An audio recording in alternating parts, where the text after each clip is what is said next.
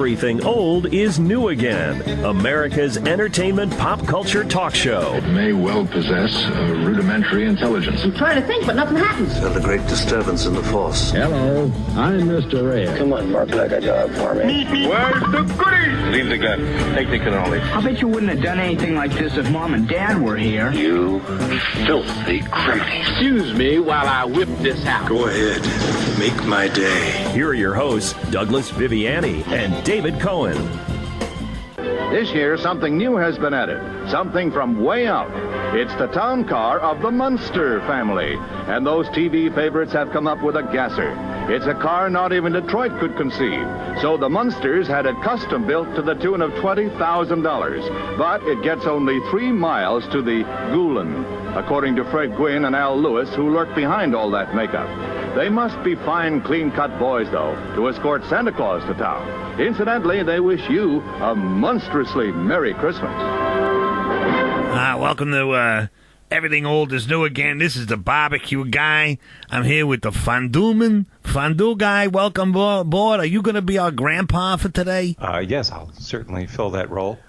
Just wanted to thank Douglas and David for giving us this opportunity to fill in for them.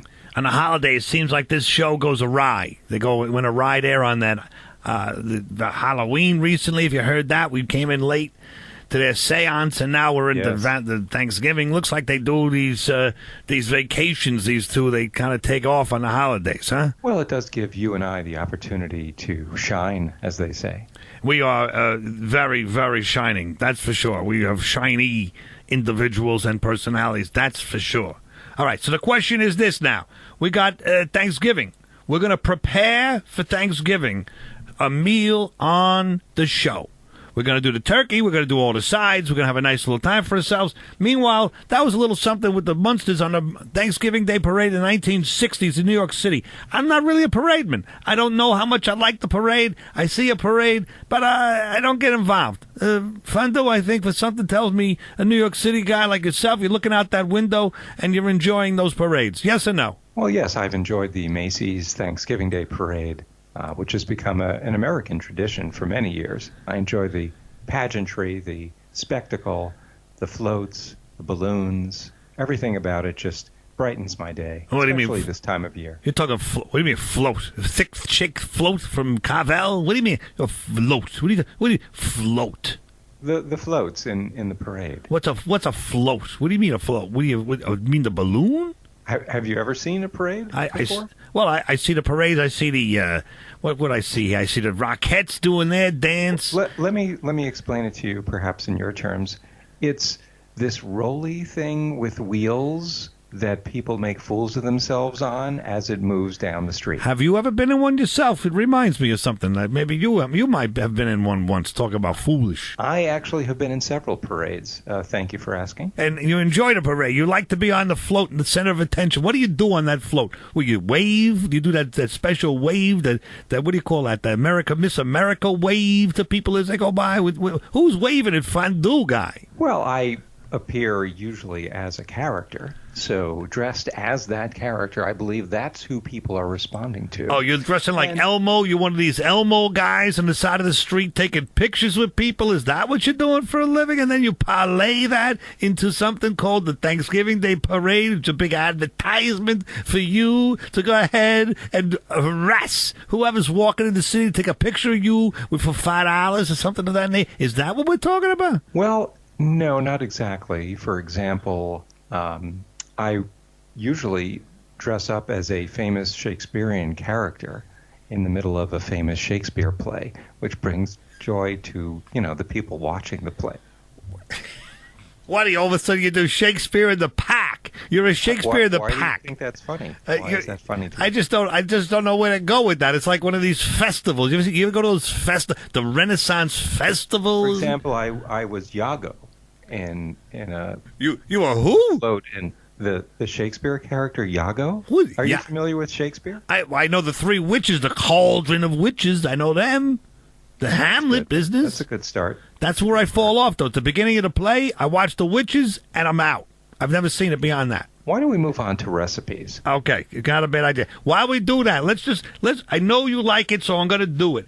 Gonna put on a little something, some parade music, little parade in the background when we're preparing the turkey. Okay? 1 million people line New York streets to see the annual Thanksgiving Day parade. 1 million people watch this thing. Inflated figures representing famous Well, that historical figure was extreme probably from personalities. 1943. Walt Disney's Donald sounds Duck like seems to be suffering from that I'm morning just after the curious night why you before feeling. choose to Pull play yourself these together. clips. I change the channel then. You want to change the channel? I'll change the channel. That's okay. Just as if they'd stepped right out of the pages of the storybook, here come some friends I know you know and love. Who's that? Seated on the largest pumpkin I've ever so we're seen. flashing forward 50 Catch years the to, eye of what, any handsome 1967? There she is, Miss Connie Francis. Connie Francis, And there you go. recording star and one of the top singers in the country. She's a singer galore. And The the blonde. old woman Connie who lived Francis. in You the know Connie shoe. She only Francis? brought 3 of her children Not along. personally. Have you heard of her? You're not into that either. Yes, no, I've heard of her. I'll change the channel. We'll change the channel. Don't worry. It is a sunny Little more Detroit recent. in startling contrast with what's happening in New York and Philadelphia. The sun is coming out. It's shining down brightly Where's here this? on Woodward Avenue in Detroit. Detroit And Press here Parade. comes the J.L. Hudson Thanksgiving Day Parade. J.L. Hudson. Okay. And this is the goose, the enormous goose with the wings. Oh, the mother like goose. Look at a, that there. Fighter plane dragging the world's About those biggest recipes. golden egg. Is this a float? Absolutely can. Pure gold. Bob, would you like Yes, to have a that's a dozen of float. those eggs? I think one would do. The commentary there is so funny. That's what I like the best. To hear that commentary about the eggs and the gold in it. Let's go on. Let's move. Everybody Perhaps talks our about. listeners would like us to move on. Everybody talks about this turkey. How difficult a turkey is. A turkey. Guess what? All these food shows, everybody's specializing in the turkey. And the turkey is very easy. You ready? Go to your Bed Bath and Beyond. They have a huge brining bag. Say that 3 times. Bed Bath and Beyond for a brining bag. Bed Bath and Beyond for a brining bag. I'm a vegetarian, as you know, so I usually do not eat turkey. But please feel free to. Bed Bath and Beyond for a brining bag. So now what you do is you take that Bed Bath & Beyond brining bag and you put it with some water. It's a big giant Ziploc. And you put your turkey in there. By the way, defrost the turkey the night before in the refrigerator, please. Maybe 2 days before, depending upon the size.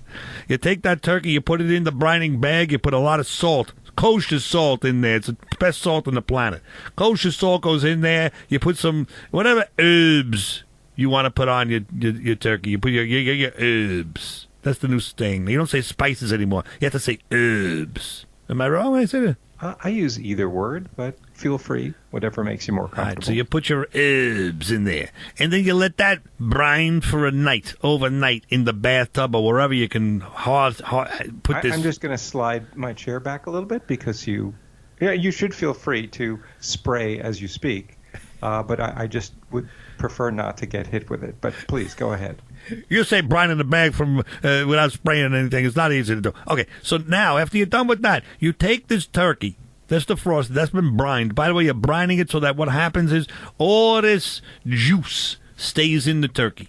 You brine it. You put it on a sheet. Whatever you want to do, you're going to put it in like a turkey rack. You got one of those racks that's nice, and you put it in the oven. You turn the oven on. You turn it on 350, and you cook it. You put a little butter on there. You put some water in the pan underneath. Put some sherry in the pan underneath. Put some white wine in the pan underneath. Put some red wine in the pan underneath. Whatever you want to do, trust me. Whatever you're putting in the pan underneath marinates. It goes into that turkey. It sounds delicious. You put tin foil on top, 350. You let it go. How long is it going to take? Look at the books. It's like 20 minutes a pound. You get a thermometer. When it gets to 160, you're done.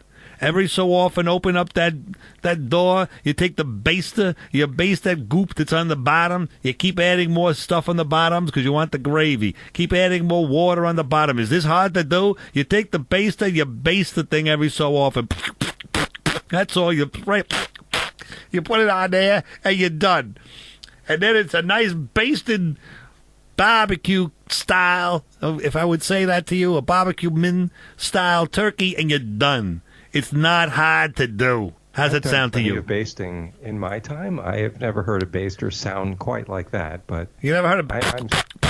You never had a baster like that? No. Again, sliding my chair ever so slowly away. All right, so now we made a nice turkey. That's it. It's easy, very simple. I would love for you to tell me what you're going to put on the side for a turkey. Oh, I have a very interesting selection. But mashed potatoes, what are you going to do? Some kind of give me something nice. Some bacon wrapped sausage or something, what? Well, we all know how much we love turnips, so which is a staple side in our household every Thanksgiving. A what? Basically, instead of mashed potatoes, mashed turnips are a tasty and interesting alternative. A turnip? Yes, a turnip.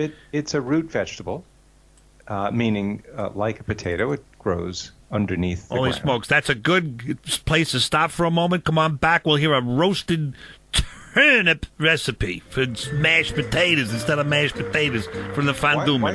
Why did you ask me if you knew the commercial was? I thought you could do it quick. There you go. Mashed potatoes, you put some butter and you put some milk in it. That's it. What do you do? What's hard about it? Take it 5 minutes. You're listening to Everything Old is New Again, America's entertainment pop culture talk show with Douglas Viviani and David Cohen. Out of the jungle, a giant from the past, a primeval beast from the mists of time. King Kong. A beautiful girl made a human sacrifice to a nightmare monster from the prehistoric past. See this monstrous jungle beast loose in crowded city streets. See RKO's Thrill Classic, the biggest gorilla picture ever made in motion picture history. It's coming now to your theater, the horror picture of all time. King Kong. Welcome back to Everything Old is New Again. Every time that this is Fondue Guy, I'm the barbecue guy, I'm with Fondue Guy. Every time that I hear King Kong movie, I hear King Kong sounds, I hear King Kong commercials from the King Kong 1933 original, I salivate like Pavlov's dog. You ever hear of this? Pavlov's dog? You know Pavlov's dog, Fondue Guy? Pavlov's dog? Yes, I've heard of him. Yes. Why do you salivate? Because I'll tell you, when I was a kid in the 1970s, WOR here in New York would play King Kong, Son of Kong, Mighty Joe Young, all kind of King Kong kind of movies. You hear about that guy that said that? King Kong! That makes me salivate because that would be for Thanksgiving. We would put that on in the background, and of course, if I'm seeing that, and like Pavlov's dog, you see and you associate. And I associate the King Kong with a turkey dinner. What do you think? So you associate cruelty to animals in that turkeys are killed for Thanksgiving to a movie like King Kong where there's extreme cruelty to animals. So, yes, I can see if you enjoy that subject, that cruelty, how one could lead to the other. You want to hear about cruelty? I'll tell you about cruelty. You ready for cruelty? Listen to this. King Kong sets a record. The 20-year-old film, this is from 1950s, was on television and, was brought to life by WOR tonight. They're telling us this is an article from 1956. Guess how many people in 1956 watched this show? Estimated 9,395,820 viewers in 3,758,330 homes made up the audience in 1959. Unprecedented rating of 79.9 for the showing of this movie, The King Kong. That's cruelty to you. How is that cruelty? It's cruelty to you because, unfortunately, all these people are not with you on this. We got people that love that King Kong. And where is it today? Why is there no King Kong on Thanksgiving? I don't understand. Let me tell you something. Probably for the reasons I stated.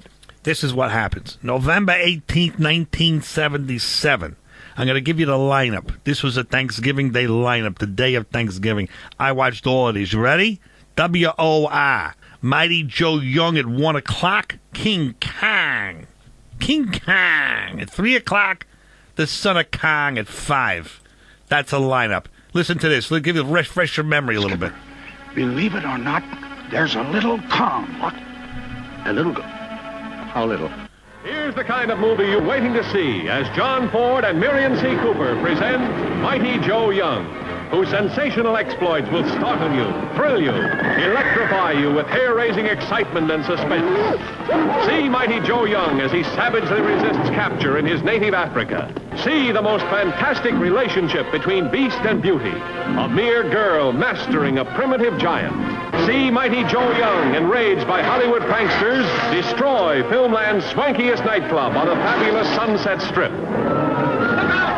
How about that there? Refresh your memory about mighty Joe Young, and before that, the Son of Kong. What do you have to say about that lineup on a Thanksgiving Day? Interesting how only a mere girl stands up to King Kong or Mighty Joe Young or one of those ape-like entities. I don't think these days that's a politically correct way of, or realistic way of looking at women as opposed to men in this case. I imagine their meaning was that we're getting deep on a monster movie. If there was a strong man, he might have had a better chance. I just don't attest to that. So can we please move on? Well, here's what I want to say to you about that. If you ask my wife, she will tell you that Beast and the Beauty theme runs deep. It runs very deep, especially in this house. We're not talking about Beauty and the Beast here. Can we move on to the this rest is the man said. He said the relationship between the Beast and the Beauty. This is what happens at the household here, that's for sure. My wife is the Beauty, and I'm the Beast. I was going to say the reverse, but I was going to get into trouble if I said that. As a joke even, that's not appropriate. You talk about not appropriate? That's not appropriate. Making fun of your wife on national radio, that's inappropriate. Do you understand what I'm saying to you? Are we national? Well, we're at 44 stations. That's national to me. As of today. Now, the day after... I was mentioning my turnip recipe. I was hoping... That's right. You're right. Okay, let me just finish my thought. We have plenty of time for that. Good idea. I'm going to finish the thought with this. The day after Thanksgiving, 1977, you know where I was at? I was in front of the TV like every red-blooded American boy, and I was watching King Kong Escapes at 1 o'clock. I was watching King Kong versus Godzilla at 3. I was watching Godzilla versus the Kong Monster at 4, the Smog Monster at 4. You probably like that one. Versus the Smog Monster at 4. And I was eating turkey sandwiches with mayonnaise, on a nice piece of wheat bread. And you know what you do with the turkey sandwich? It's left over. You put on the gravy, and then you put on the stuffing and some mayo. Believe me, you heat it up in the microwave for 35 seconds with some salt and pepper. That's a meal. Am I wrong to say this to you? I'm speechless. All right, tell us about your turnip. That you're gonna do a turnip instead of mashed potato for well, the side. Just to direct the conversation back to something a little more healthful and nutritious, and generally better for you than watching monster movies. Wait a minute. Before we do this, I have to ask you then. It's a natural question. You're not into the King Kong business. What are you going to watch on Thanksgiving other than the football, which I know you're not into? What would you watch? Well, usually it's a tradition in my family household to watch March of the Wooden Soldiers. The March of the Wooden Soldiers with the Laurel and Hardy. Is that what you're telling me? Yes, for a throwback, good time, wholesome family fun. Probably their worst movie ever made. Wheeler and Woolsey would have done better with that, I think. That's my idea. Let's listen to a little piece of it, see what you think. You know what? What? The Wooden Soldiers.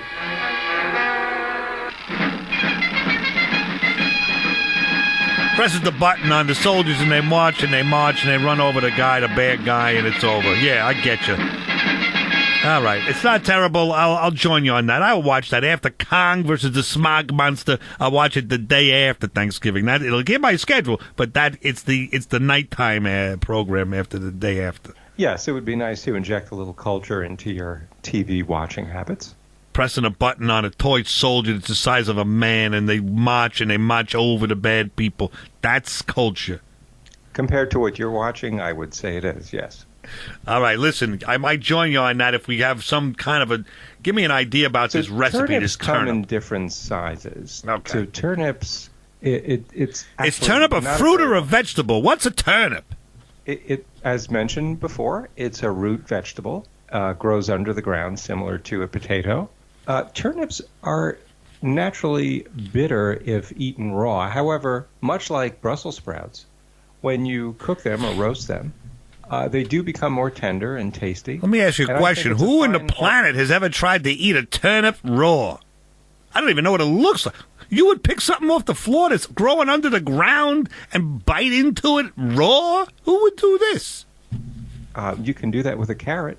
You got me there. I want to peel those carrots. I want to put a lot of butter on the carrots. I want to put some cinnamon on the carrots. And I want to put some honey on those carrots. I ain't eating it off the ground. When you're shopping for turnips, you'll see that they come in 3 generally different sizes. There's the small turnips, the medium-sized turnips, and the large turnips. For this recipe, let's choose 7 large turnips. 7? How many people you having over for 7 turnips? Large ones. This will be enough for 4 people. I don't think so. Is that the whole meal? Are you telling me that that's replacing a turkey? Or 7 turnips for 4 people? Well, they're mashed turnips, much like mashed potatoes. Okay, let's hear the recipe real quick. You got a minute. Take the 7 large turnips, wash them, of course. Oh, my goodness. Get to it. Come on. Add 1 cup of milk. Yeah. 2 tablespoons of butter. Good. Always salt to taste. Good. I like to mention that. Also ground black pepper to taste. And the rest is, fairly easy. What you want to do is peel, wash, quarter the 7 turnips, boil them in water. Oh, boy. 35 to 40 minutes. Oh, yeah. This is worth Strain it. and rinse the cooked turnips. Uh-huh. And then place them in a large mixing bowl using a fork to break up the turnips, much as you would for a potato. Add the milk and butter. Blend to the desired consistency. Add salt and pepper to taste. And Why are you doing a turnip? Is this turnip? Yeah, is this turnip gluten free? Is it mashed potatoes? Was it gluten free kind of a thing? The gluten. What's the gluten anyway? What is gluten? Well, some people have allergies to gluten. But what is a gluten? What is a gluten? I've never seen a gluten grow in the ground or whatever. What's a gluten? It's a type of sugar, I believe, that that is harmful to certain people, but it's not a separate entity that grows anywhere. All right, so you're doing something healthy. It's nice to see the healthy. I'm going to douse that with that gravy that I got going on that turkey. I'm dousing the turnip with gravy, salt, and pepper, and maybe I'll have a spoonful or 2 to go down with, my mash, but maybe I'll mix them in with mash. You know what? I'm not in. You know what? I don't know what to say. I'll try it. Thank you. I find that hard to believe. I'll be back. You'll be back right after this. Well, Denham, the airplanes got it. Oh, no. It wasn't the airplanes. It was beauty killed the beast.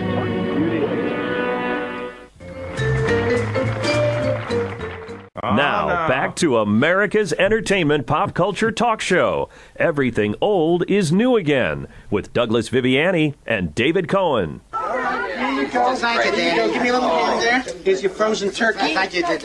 Yeah, but believe me, the frozen is just as good as the real. Yeah, and the frozens are much cheaper than the real ones, you know? Yeah, just dig in. Don't hesitate. The cranberry sauce is dry. You're eating the mashed potatoes. Welcome back to Everything Old is New again. A little clip there from Broadway, Danny Rose, the end of the movie. I enjoyed that end of the movie. I don't think it's a good idea to have the frozen turkey dinner. You understand what I'm saying to you? I think we have a regular turkey. We've done the turkey recipe. We're here with Fondue Guy. We are now going to do ourselves some nice recipes for you, the listening public of our wonderful show here, to talk about what are we going to do for Thanksgiving. Fondue Guy, why don't you say something? Yeah, you're going to hear mostly healthy and nutritional and delicious recipes from me, and essentially unhealthy, bad for you, terrible recipes from Barbecue Guy. So what you're going to hear on the other side of the fence is something that tastes like a piece of cardboard, a piece of dirt, is what you're going to hear. Some kale or something of that nature from the other guy, and you're going to hear some delicious morsels that you're going to want to eat for days, leftovers, having for the weekend after Thanksgiving. You're going to love it. You got a problem, Fondue? You okay? Where are we going here? Well, rest assured, if you follow my recipes, you will be enjoying many, many more Thanksgiving meals in your lifetime. But feel free to choose whichever one you'd like. Quantity versus quality. That's what I have to say to you. or do you say quality versus I think quantity? There's both on my side. All right. Well, we'll see what we got. Listen, here we go. Stuffing. I told you the previously how to do the turkey. Here's a beautiful stuffing recipe. Listen to this. You're going to love it. You know those giblets? You know the turkey? You got that little bag of the goop, that stuff, the neck and the innards and all that stuff. Put that in some water and boil it. You're going to make yourself some nice stock, some turkey stock out of that. To boil it. Then after that's been boiling for quite a while, you've of course added some water and salt. You then strain it, and you got yourself some turkey stock. Put that aside for now. Now you got your walnuts. You boil your walnuts too. You want to blanch those walnuts. You got walnuts blanched. That's your preparation. Then you got some bread. Some French toast would be nice. Not French toast. What was I saying? French bread would be nice. You go to the deli. You go wherever, the deli counter. That big long piece of bread. You want that. Slice it up into cubes.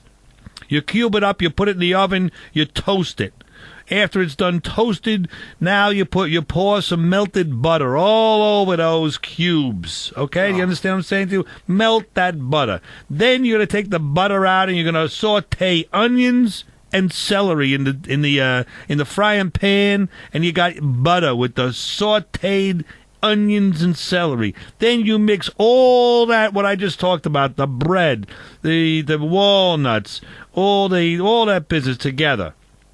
If you feel like it, you can add some parsley. You can add some raisins if you like. You got your giblets and the stock and all that. Put it all together.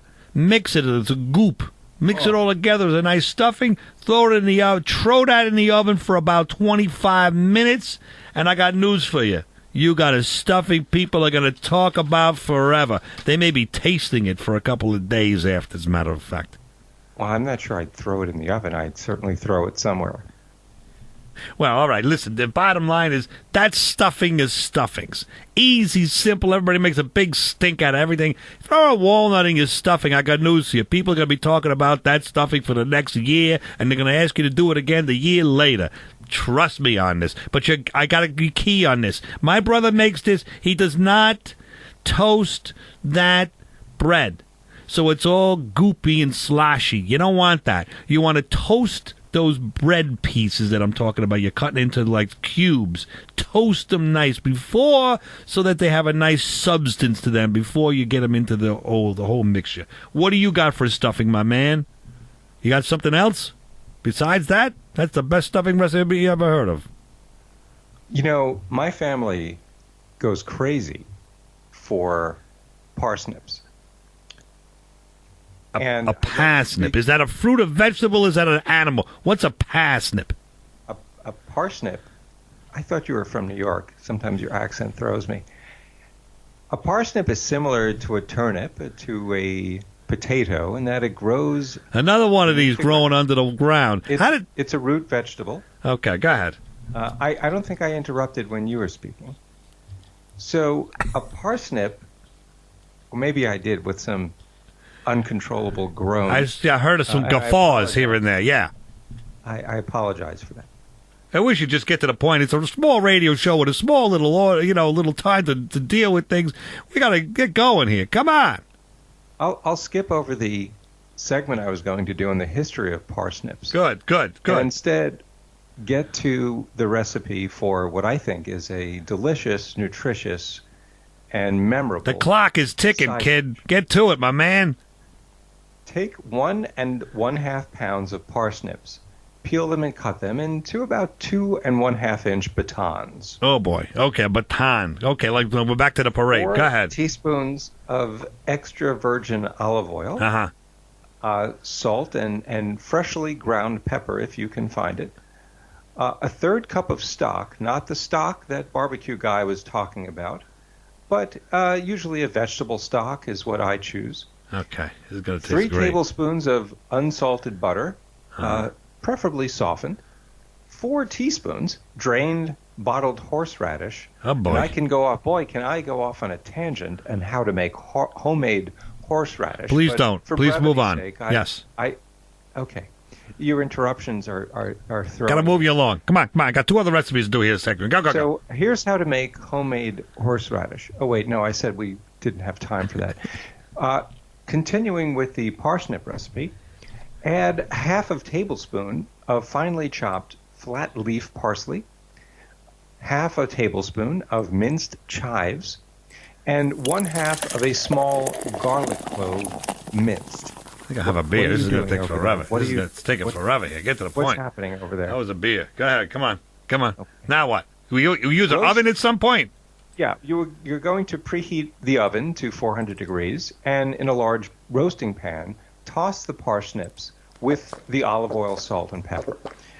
Add the broth, cover with aluminum foil, and roast, perhaps stirring once or twice until the parsnips are tender. Okay, come on. This is forever. You put it in the oven, you cook it. 45 minutes. Okay, and then what? And then it's done. Combine the softened butter with the horseradish. You're putting that in stuffing? Let me ask you a question. Eventually you're going to take that horseradish herb butter I just spoke about, and you're going to toss it amongst the roasted parsnips. And then what? Serve it as such. And it's quite delicious and very good for you. Kind of odd. I thought you were going to do a stuffing recipe on there, but that's okay with me. I did the parsnips. I can get to a cauliflower stuffing. Please do. Let me start on the cauliflower stuffing. Pardon me, I'm just a little hungry. You're making me hungry. Is an excellent alternative. It's nutritious. You got a minute, my man. Well, I don't know if I can do cauliflower stuffing in a minute. What are you chewing on? Are you eating? I was eating some parsnips. Okay. 4 tablespoons of Another butter. bottle of wine here. Good. Chopped. Yep. 2 large carrots, peeled and chopped.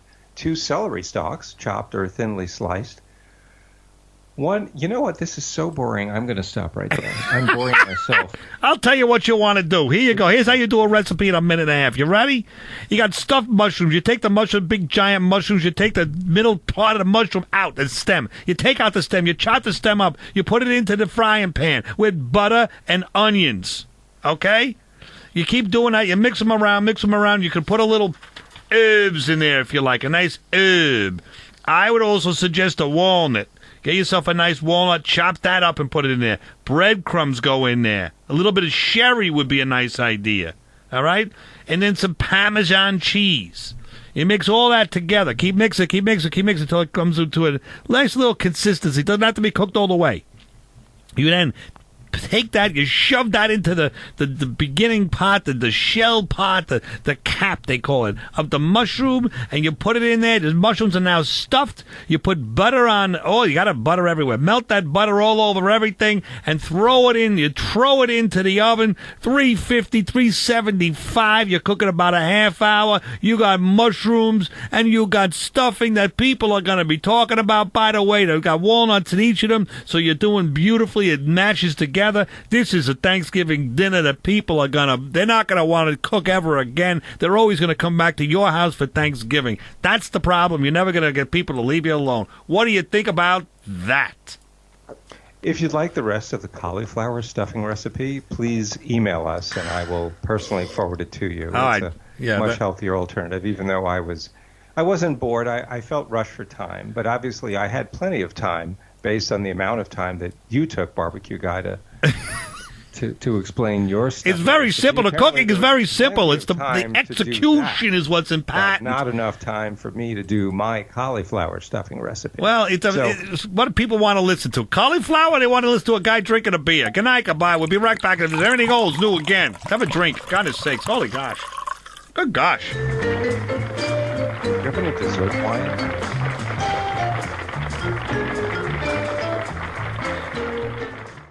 This is Everything Old is New Again, America's entertainment pop culture talk show with Douglas Viviani and David Cohen. I mean, didn't you notice on the plane when you started talking, eventually I started reading a vomit bag? Didn't that give you some sort of clue, like, hey, maybe this guy's not enjoying it? You know, everything is not an anecdote. You have to discriminate. You choose things that are funny or mildly amusing or interesting. You're a miracle. Your stories have none of that. They're not even amusing accidentally. Fondue guy here, that's what I'm talking about. I'm the barbecue guy. That's fondue guy. Reminds me so much of fondue guy. Fondue, are you okay over there? You got a little tear running down your eye with this here. I'm looking through the photos you sent me of the old-time Macy's Day balloons. Does that speak to you, that quote there, though? That quote, the boring business, does that speak to you in any way, shape, or form? I find boring to be quite interesting. Well, that's an interesting way to look at boring. I like that. It is. Okay. Well, so you were saying you look through, what were you saying, the balloons. You love a balloon. You love a good parade with a good balloon. I do. And some of the iconic photos you've shown me are just, it's making me quite emotional, actually. I did some nice, I will try to describe this on the radio. I have a nice photograph here, 1927. 1927, the Macy's Thanksgiving Day Parade, Felix the Cat. It looks terrific. It looks a little creepy. There were also in 1929, if you wanted to see balloons in a parade back then, a dachshund. What do you call it? A dusha, dachshund. What kind of a dog is how do you pronounce that? Dasha? Tell me what you do. A dachshund? Okay, there you go, a dachshund. And then now we got 1927, there was a happy dragon. You see this one? It looks really frightening, to be honest with you. And then finally there's a happy hippo in the 1940s. Do you like that one? Is that yours? Is there any of these that you go for, that you like? I think my favorite is the douche hound. But I would say... You make fun of my accent. My favorite one that you sent me, because it's so odd, is you sent me a float or balloon that they did back in the year 1934. It was the first human depiction of... Sorry, it was the first balloon that was a human depiction of Eddie Cantor. Oh, that Very was bizarre. a good one. Yeah, Eddie Cantor was a big popular dude back then. I'm telling you. And then they did a fireman. They did a baseball guy playing, and there was some very creepy baseball guy. Very creepy. Cantor was creepy too. I gotta be honest with you. Yes. And finally, the Bullwinkle. You see the Bullwinkle there? And so was his balloon. We agree about that. That's for sure. You got the Bullwinkle was there in the 1950s. 1962 came around. Donald Duck. It took till 1962 for it to be a Donald Duck. My favorite, I got to tell you, and I'll leave you with this, 1965 Underdog. To me, the favorite. I'm still looking for Underdog to this day. Yeah. Which is your favorite?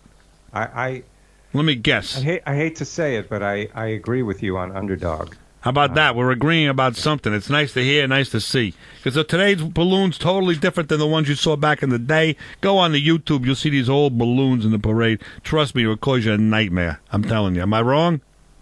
You're not wrong. They're very frightening. Okay, so now, we got time for 2 recipes. One recipe for you, and one recipe for me. You could go first, but before that, I want to play you a little clip of what it sounds like to be boring. So this way, maybe you could learn a lesson and move along with these recipes. Any time is turkey time. But when you have a luscious roasted turkey like this one on your table, then it's carving time. Carving is easy. There are many ways to carve a turkey. The method you are about to see is a new and easy one, side-style carving.